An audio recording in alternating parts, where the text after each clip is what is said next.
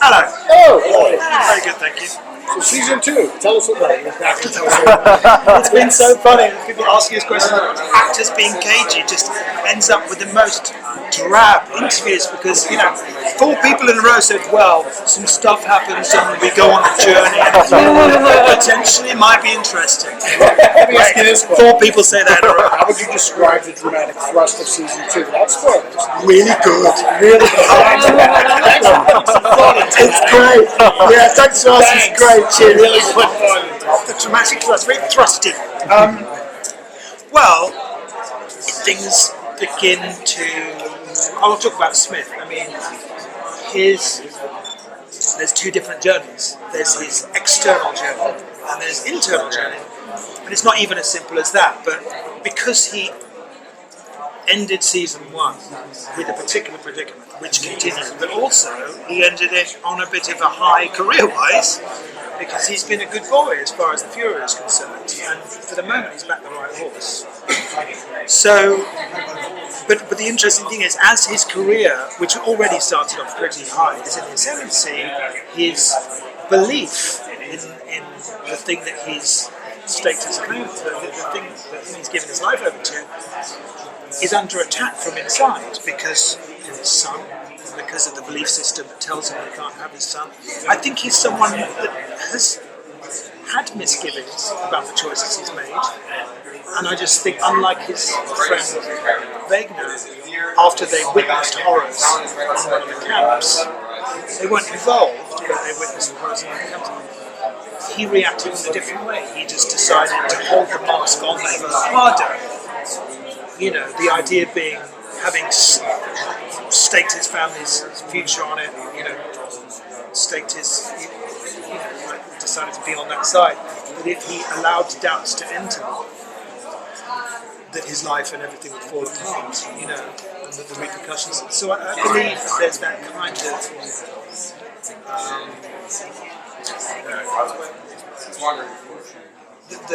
the dangerous self-belief of the doubter, the fundamentalist, the frightening fundamentalist element of him comes probably is just as much fueled by whatever doubts that he's pushing down. So I think those things are there to be stoked. So through the course of season 1, and we're at 7 now, and stuff I don't quite know yet. That is the interesting thing for me, and hopefully for the audience, because I think the conflict is quite interesting. Of those 2 different battling stories. I don't know where it's going to go. I personally hope for more chaos, and I just think the tougher it is, I'm one of those actors that the less in control my character can be, the better. I don't like to be the guy that knows. So that's the story for him. I can't say with utter confidence how it ends. I have clues. And is he in the alternate Earth? Do we see another version of him? Well, it's possible. I mean, what I believe is very important, and was done very well in the first season, is I think if we'd embarked in different worlds too soon, the currency of the Earth that we'd established would be lost. And I know, it's just like with films who have too many flashbacks and flash forwards and stuff. After a while, you just don't invest in what you're watching because you think, oh, this is probably a dream, or this is another reality. So I think it's very important to establish the reality as your main currency first. And I think in the currency of the world that we're in, his life is quite rich and interesting enough.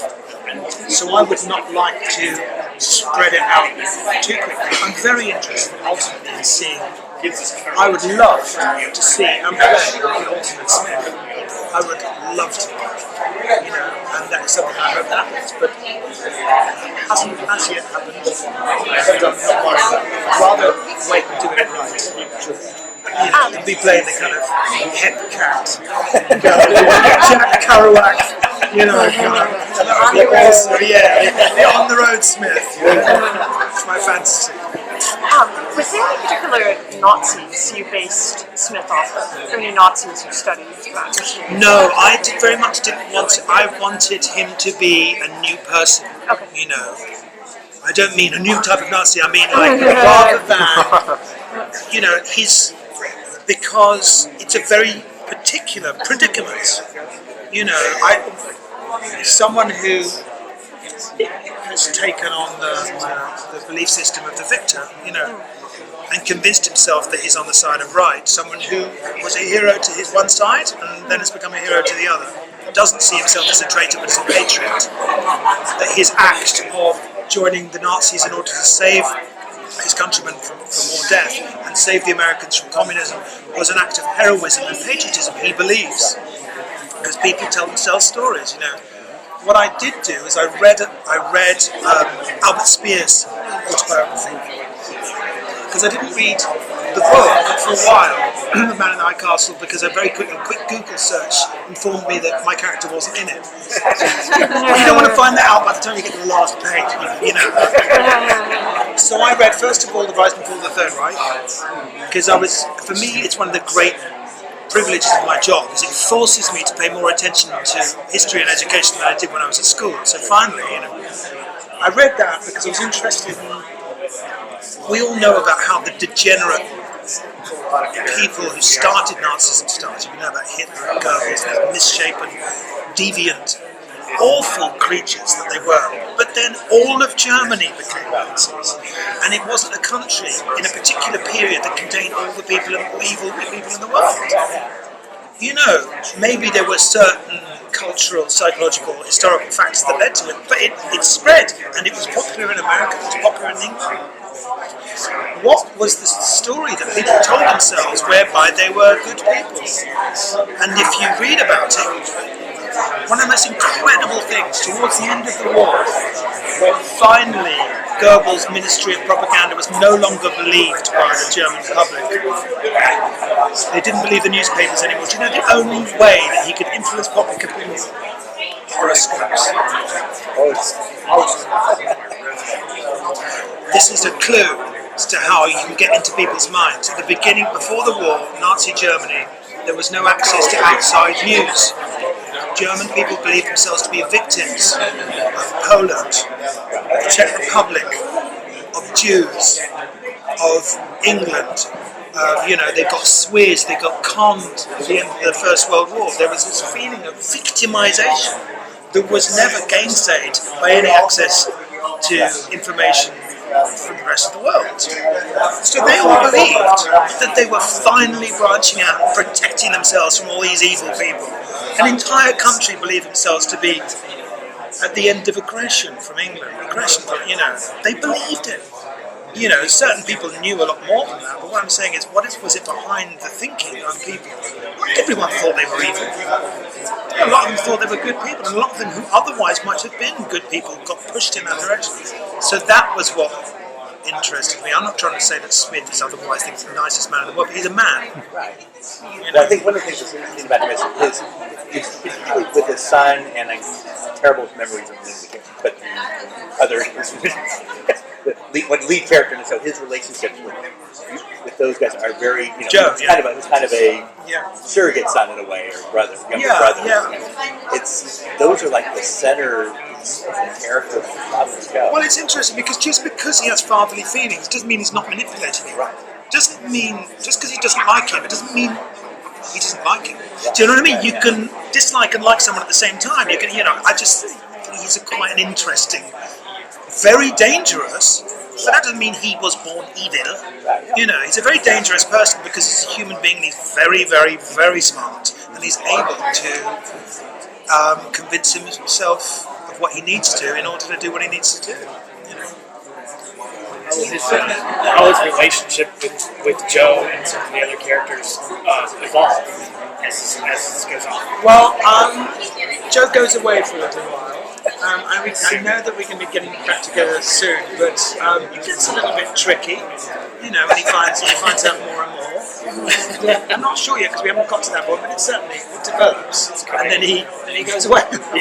So we're not. We don't basically just continue that relationship. There's a point up to which it's no longer feasible that you just keep on being able to be manipulated by me without going. Do you know what I mean? And I think Smith is aware of that. He knows when to stop. And he also. The thing I like about Smith, he is his own good cop, bad cop. Yeah. He's like he knows how to conduct an abusive relationship. The kind of praise mixed with how to pull the rug from under someone, mixed with showering affection, The mixed last with couple episodes we saw that. Yeah. The VA day. yeah, exactly. So, so much. Did you see the show as a cautionary tale, even though Philip K. Dick wrote it so many years ago? There's a cautionary tale for the times we live in right now. I can't help but think that, but I think, particularly vividly now, coincidentally. Yes, right. But at the time, it was also a cautionary tale, and those things still run true. I mean, one of the interesting stylistic things about this show is that you don't have to, and the realization is that you don't have to push cutesy 50s Americana far at all for it to fit with the Nazi ideal. You don't need to make much adjustment anyway. There's not many people you need to remove from the picture. There's still celebrations of mass murders that have, for me, what Philip K. Dick was writing about was how people get on in life, how people continue day to day despite whatever, and that involves getting used to stuff, normalizing, telling yourself you're the good guy. How people become addicted to being either that people become kind of enamored of their captors, people become, there's all sorts of weird things that happen to people, and how it is possible for people to accept, and how dangerous that is. And I think it's definitely a cautionary tale. You don't have to go far to see it, but then you never did. But it's particularly at the moment. I keep coming back to the idea of the banality of evil. Absolutely, because it's not about, just like in relationships, speaking personally, the times when you can easily get by telling yourself you meant no harm. In relationships, but you can hurt people by laziness or cowardice. And often, like generally, being afraid to look, looking away when you know to look would be the honest thing is what people do. Continually, So no, I think it's cautionary. I mean, it's hard not to see it now. It's very frightening because it's a time when fear is being used in the same way. Not that it ever has not been a tool that's been used by politicians, but it is. That's why I thought, I think my favorite scenes in the whole series are the scenes between you and your son. Especially in the earlier scenes, talking about the long-haired, disrespectful kids in class. Just change the costumes and that. Change the costumes with that, and it's not because people would talk to me about that scene and say, when you're being really hard Nazi-ish with your son. It's like, no. What made you hear that was the fact that I'm wearing a Nazi uniform. Actually, because people do all that stuff for you. They just rewrite what they're seeing because of, But after a while, one of the weird things about it is I know from on day one when people back off when they saw me in my costume. After day 2 or 3, it's just the clothes you're wearing. And that's interesting and frightening. It's a real father-son. Yeah, of course, and interestingly enough, it means after a while people can actually watch your scenes and hear what you're saying. Well, one of the most chilling things to see is right back to the same acceptance in the first episode. When Joe has a flat tire, the nicest man in the world just casually comments on the fact that the ashes fully of the week were being burned. Exactly. And what's also is the fact that in every other respect he was a completely American guy. If he played him as some kind of Nazi, you'd have lost the entire point because it'd be, well, that's what the Germans were. And there was like, no, he's just a cop, But it was the familiarity of it that made the point. Do you feel that he's like a really wonderfully complex character? Well, potentially. I mean, that's what I aim for. That's what I always hope for. Sometimes that comes across and sometimes it doesn't. And you're greatly aided and abetted by the writing and not just the writing, but whether the situation highlights that one. There are certainly scenes that really make it easy for the audience to see that. Sometimes, I mean, absolutely, that's what I always push for. That's all what I'm here for. I don't, the level of success always varies. There's so many different things, but that's what I hope for. So. I noticed that in recent times, I noticed that you playing the past. Sorry? I noticed you complained in the past about playing too many matches. You were sort of backing us playing villains. Yeah, that's not really, I mean... And this is not a villain, but no, in fact... In fact, I mean, it's very difficult, when you read interviews. This is one of the reasons I generally, I try to avoid them in a situation like this, is you're presented with a statement which you then refute. And then if your refutation is not accepted, you double up on your refutation, and they print the refutation that you sat down and I played too many, I don't really feel that. It's when people ask me questions like, so how is it, considering you always play bad guys? I'll end up saying, well, do you know what I mean? And then that's the quote. Pillars of the Earth. Yeah. No, exactly, but they often be the bad guy.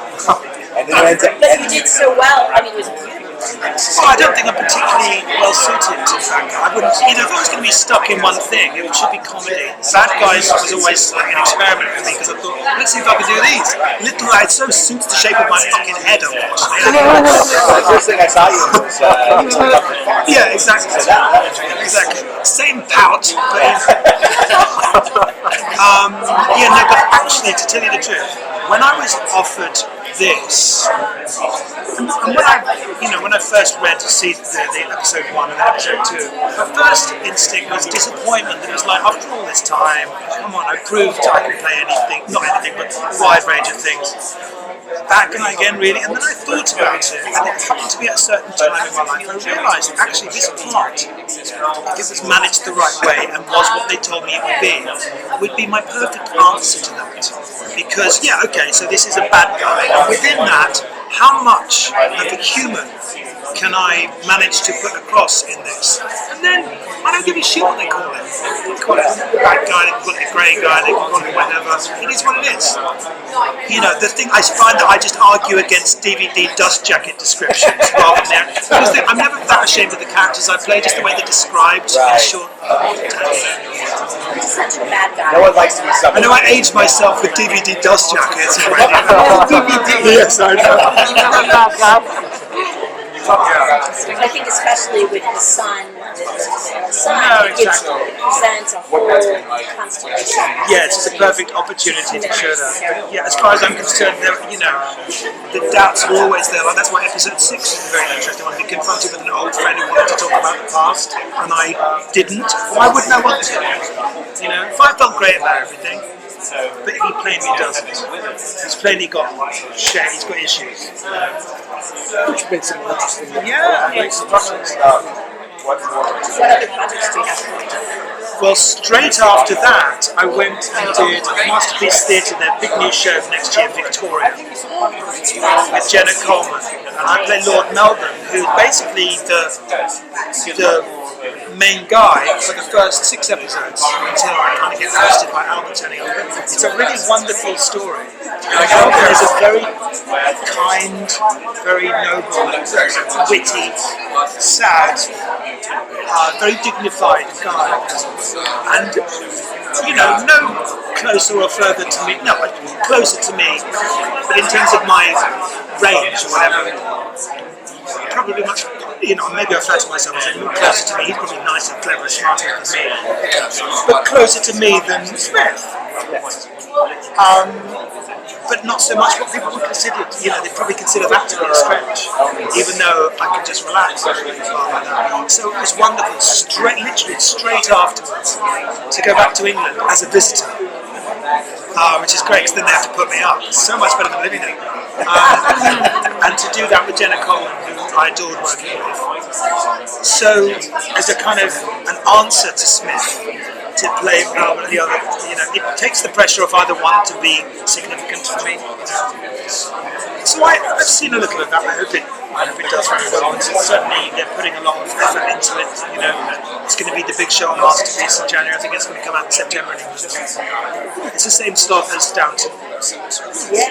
Yeah, so we'll see. How they're promoting it. And if it doesn't work out, maybe Man in the High Castle will work out. And if Man in the High Castle doesn't work out, maybe that will work out. Maybe we can play them off against each other. Both will be successes, and you can go. All that. You could be like Hugh Laurie going from night manager to beat. Yes, okay, yeah, that'll probably happen. Yeah, thanks. I'll go and call my people and tell them. I want to do that to the Hugh Laurie dance. I want to go from night manager No, to that's not what I meant. That's not what I meant. I like But it. you could